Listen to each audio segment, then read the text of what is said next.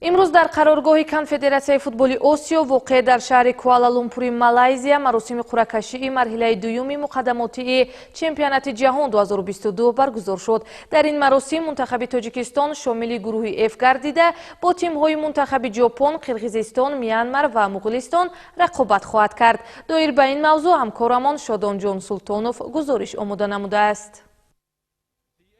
рақибони мунтахаби Тоҷикистон дар марҳилаи дуюми муқаддамотии чемпионати ҷаҳон 2022 дар гурӯҳи F Ҷопон, Қирғизистон, Мянмар ва Муғулистон ба ҳисоб мераванд. Муддаи асосӣ барои роҳ ёфтан ба марҳилаи сеюм аз ин гурӯҳ тими миллии Ҷопон мебошад, ки чанд маротиба қаҳрамони Осиё гардидааст. Дар баробари ин Қирғизистон рақибе ба шумор меравад, ки барои ба даст овардани ҷой бо мунтахаби Тоҷикистон мубориза хоҳад бурд. Тибқи пешгӯии коршиносони соҳа барои тими миллии кишвар мушкил хоҳад буд дар гурӯҳ бо Ҷопону Қирғизистон рақобат намудан. Аммо аз дастгириву ҳайати пурқуввати кишвар, ки тӯли чанд соли охир дар мусобиқаҳои байналмилалӣ шарафи Тоҷикистонро баланд бардоштанд, масъулин умедвор ҳастанд, ки бозии тамошобобу хурсандии мухлисонро таъмин хоҳанд кард. Нобаста аз он дастҳое ки имрӯз ба гурӯҳи мо шомил гардиданд, мо бояд ҳар яке мо футболбозон дар навбати аввал тамоми кӯшишро ба харҷ диҳанд, ки ба марҳилаи мебаъда роҳ хат гиранд.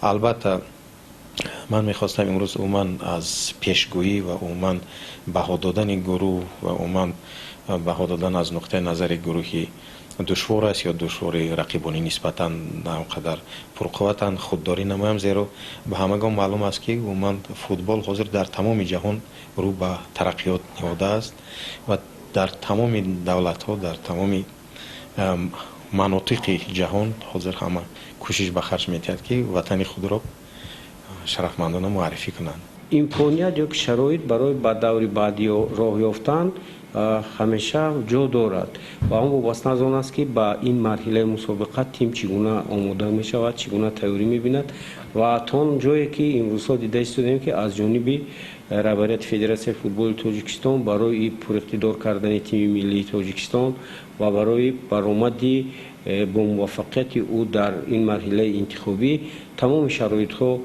муҳайё карда шудаанд ва тамоми кӯшишу харҷҳои роҳбарияти Федератсияи футболи Тоҷикистон ба он равона карда шуданд, ки дастаи мо дар ин марҳила аз худ бозии хуб нишон дода ба сазовори яке аз роҳхатҳо ба марҳилаи баъдии мусобиқа гардад. пас аз қуръакашӣ маълум гардид, ки мунтахаби Тоҷикистон бозии нахустини худро санаи 5 сентябри соли ҷорӣ дар варзишгоҳи марказии ҷумҳуриявӣ бо мунтахаби Қирғизистон доир мекунад. Барои тими миллии кишвар дар ин бозиҳои тақдирсоз зафару комёбӣ таманно мекунем. феълан мунтахаби Тоҷикистон дар шаҳри Аҳмадободи Ҳиндустон дар яке аз мусобиқаҳои байналмилалии Hero Intercontinental Cup иштирок дорад, ки ин ҳам як марҳилаи омодагӣ ба бозиҳои интихобии чемпионати ҷаҳон 2022 маҳсуб мешавад. ҳоло андешаи сармураббии мунтахаби кишвар ва чанд тан аз бозингарони тими миллиро роҷеъ ба натиҷаи қуръакашӣ манзуратон мегардонем.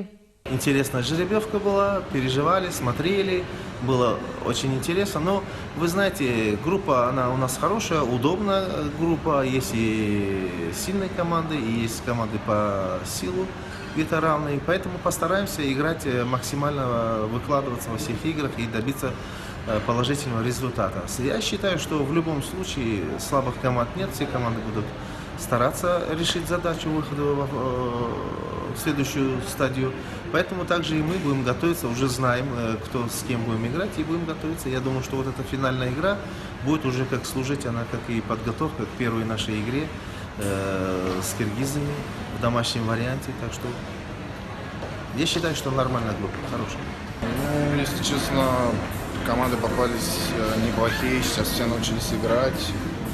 Будет тяжело с Японией, в принципе, считаю то, что Кыргызстан, Мьянма и Монголия, они ничем не хуже нас, и с ними можно играть и побеждать. И с японцами можно играть, и их тоже можно, я считаю, выиграть.